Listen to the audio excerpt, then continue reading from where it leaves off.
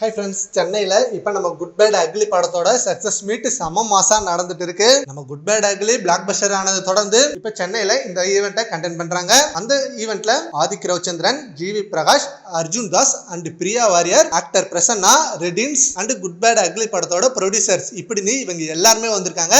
And இவங்க மட்டும் இல்லாம editor Velukutty and choreographer Kalyan master also வந்திருந்தாங்க. இவங்க எல்லாரும் சூப்பரா ஸ்பீச் கொடுத்துட்டு இருக்காங்க. ஆல்ரெடி ஹைதராபாத்ல நடந்த ஈவெண்ட்ல ஆதிக் ரவிச்சந்திரன் செமையா விஷயங்கள் ஷேர் பண்ணிட்டாரு.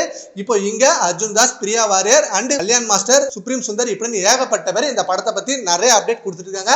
அண்ட் இந்த படம் சக்சஸ் ஆனதுக்கு ஏகே ஃபேன்ஸுக்கு மிகப்பெரிய நன்றி தெரிவிச்சுக்கிறாங்க. இந்த படத்துல அர்ஜுன் தாஸுக்கு மிகப்பெரிய ரோல் அண்ட் சஸ்பென்ஸான ரோலா இருந்தது.